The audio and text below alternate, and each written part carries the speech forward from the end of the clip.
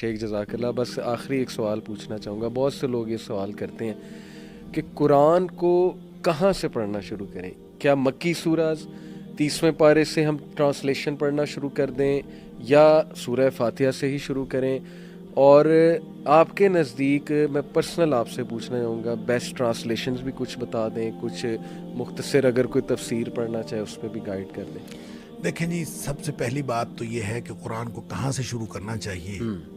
دیکھیں، پہلی جو وحی تھی نزولی اعتبار سے وہ چلے گی 30ویں پارے میں. صحیح.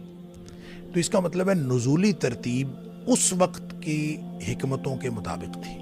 صحیح ہو. توقیفی ترتیب یہ نبی کریم صلی اللہ علیہ وسلم نے اللہ کے حکم سے لگائی ہے. بالکل ٹھیک.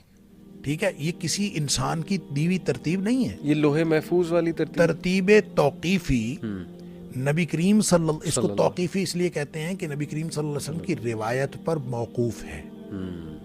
لہٰذا یہ ترتیب کہ فلاں صورت شروع میں آئے گی، فلاں اس کے بعد آئے گی، یہ ساری ترتیب گویا اللہ کی طرف سے نازل کرتا ہے. صحیح ہو. اور نبی کریم صلی اللہ علیہ وسلم بتایا کرتے تھے کہ یہ آیت فلاں آیت سے پہلے، فلاں آیت کے بعد. لہٰذا وہ جو آیات کی تعداد کا اختلاف ہے نا کہ 6000، یہ بہت سارے، ایک یہ غلط فگر ہے 6666 لوگ کہتے ہیں آیات، یہ تو بالکل غلط ہے. 6234، 6235، 6236، صحیح. یہ 3 فگرز. ٹھیک ہے. یہ جو 34، 35 اور 36 کا اختلاف ہے یہ بھی روایت پر موقوف ہے. اچھا. یعنی بعض آیات کے بارے میں یہ روایات ہیں کہ نبی کریم صلی اللہ علیہ وسلم اس کو ملا کے پڑھا. بالکل ٹھیک. کبھی ایک روایت ہے کہ اس کو توڑ کے پڑھا. صحیح. لہٰذا وہ 2 آیتیں ہو گئیں. صحیح. کہیں وہ 1 آیت ہو گئی. لہٰذا 34، 35 اور 36 کا اختلاف. صحیح. اس کا مطلب یہ ہوا کہ یہ جو ترتیب نبی کریم صلی اللہ علیہ وسلم نے لگوائی ہے، اس کا آخر کوئی مقصد ہے. ہمیں جو قرآن دیا ہے اس ترتیب سے دیا ہے. صحیح. تو اس کا کوئی مقصد ہے نا. صحیح. سورۃ البقرہ، سورہ آل عمران، سورہ نساء، سورہ مائدہ، ساری کی ساری مدنی صورتیں ہیں. صحیح. ٹھیک ہے جی.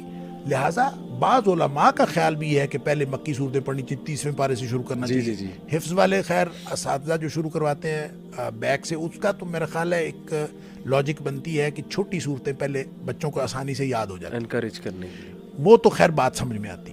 لیکن ترجمہ پڑھنے کے لیے بیک سے شروع کریں. میرے خیال میں تو آپ 30ویں پارے کے الفاظ جو ہیں مکی صورتوں کو زیادہ مشکل ہیں، اور آپ جب مکی صورتوں سے شروع کرتے ہیں تو زیادہ مشکل الفاظ سے آپ کو شروع کرنا پڑتا ہے. مدنی صورتوں کے الفاظ کمپیریٹیولی آسان ہیں. صحیح. اور زیادہ قابل فہم ہے. لہٰذا میرا خیال یہ ہے کہ قرآنی ترتیب جو توقیفی ہے اسی پر اعتماد کرنا چاہیے. زبردست. اور اس ترتیب میں بہرحال حکمت ہے، اور اسی ترتیب سے ہی پڑھنا چاہیے. بالکل. اور میں تو سمجھتا ہوں کہ یہ ایمان رکھنا چاہیے اس بات پر کہ جس ترتیب سے قرآن ہمیں ملا ہے اسی میں خیر ہے. بالکل ٹھیک. لہٰذا اپنی ترتیب بنانے کی کوشش نہ کریں. صحیح. اور نہ ہی ترتیب نزولی پہ جانے کی کوشش کریں، بلکہ ترتیب توقیفی جس ترتیب سے ہمیں قرآن ملا ہے اسی سے شروع کریں. انشاءاللہ اسی میں برکتیں ہیں اور اسی میں خیر ہے. زبردست. رہ گئی بات وہ کہ اگرچہ اب بھی بہت سارے ترجمے، اب یہ لیٹسٹ جو قرآن پاک کا ترجمہ مختلف یہ کالجز میں، اسکولوں میں شروع ہوا ہے، اس میں بھی اب جو نصاب امپلیمنٹ کیا گیا ہے، مجھے پتہ چلا ہے کہ اس میں بھی پچھلی صورتوں کو پہلے اور شروع والی صورتوں کو بعد میں. تو میں تو اس پہ بلیو نہیں کرتا. میرا تو ایمان یہ ہے کہ قرآن کی اسی ترتیب میں خیر ہے. جس ترتیب کو آپ نے، تو اسی ترتیب کو آپٹ کرنا چاہیے. ٹھیک ہے. واللہ اعلم بالصواب. دوسری بات جو آپ نے کہا کہ ٹرانسلیشنز، لیکن ٹرانسلیشنز جو ہیں لفظی بھی ہوتے ہیں، با محاورہ بھی ہوتے ہیں. صحیح. اس میں کسی ایک ٹرانسلیشن کو آپ دوسروں پر ترجیح نہیں دے سکتے. یہ ہر شخص کا اپنا ایک انداز بیان ہے، اور اس میں ایک بہرحال خیال رکھنا چاہیے کہ ترجمہ وہ سب سے اچھا ہے جو الفاظ سے قریب تر ہے. عربک الفاظ، عربی الفاظ سے قریب تر ہے. اصل مسئلہ یہ ہے کہ ترجمے کو کبھی بھی آپ قرآن نہ سمجھیں. بالکل ٹھیک. اور شاہ ولی اللہ نے ایک بات لکھی ہے بڑی خوبصورت. وہ کہتے ہیں کہ اگر کوئی شخص قرآن کے متن سے قرآن کو سمجھ سکتا ہے نا، وہ کبھی ترجمہ نہ پڑھے. صحیح. اور جس کو قرآن کے متن سے سمجھ نہیں آتی وہ ضرورت کی وجہ سے ترجمے کی طرف جائے، اور جو ترجمہ ضرورت پوری کر دے پھر وہ واپس متن کی طرف آ جائے. اور اگر ترجمے سے سمجھ نہیں آئی تو کسی مختصر تفسیر کی طرف چلا جائے. یہ تھوڑا سا سوری متن ایکسپلین کر دیں ہماری آڈینس. متن سے مراد قرآن کا کے الفاظ، قرآن کے الفاظ. قرآن کے الفاظ کے اگر وہ قریب رہے گا، جتنا قریب رہے گا اتنا وہ قرآن سے فیوز و برکات حاصل کرے گا. ٹھیک ہے. جتنا دور ہوتا جائے گا اتنا وہ قرآن کے فیوز و برکات سے دور ہوتا جائے گا. اب ظاہر ترجمہ پڑھتا ہے، پھر مختصر تفسیر ہے، پھر لمبی لمبی تفسیریں. جی ہاں. اچھا بڑی بڑی تفسیریں پڑھے، قرآن کے متن سے دور ہو جائے تو اس کو وہ فیوز و برکات حاصل نہیں ہو سکتی. صحیح. لہٰذا یہ ہم نے ترجمہ بھی پڑھنا ہے، ہم نے مختصر تفسیریں پڑھنی ہیں، بڑی تفسیریں پڑھنی. کیوں؟ صرف اپنی ضرورت کے، ہم اجمی ہیں، ہمیں سمجھ نہیں آتی تو ہم نے ضرورت کے تحت اس سے دور جانا ہے. ٹھیک. جو ہی سمجھ آ گئی تو واپس متن پہ آنا ہے. زبردست. اگر یہ رہیں گے، یہ رکھیں گے تو پھر ٹھیک ہے.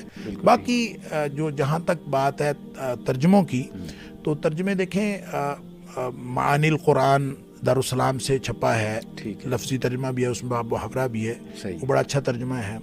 اسی طرح سے ڈاکٹر فرحت ہاشمی کا ترجمہ ہے، حافظ نظر احمد کا ترجمہ ہے.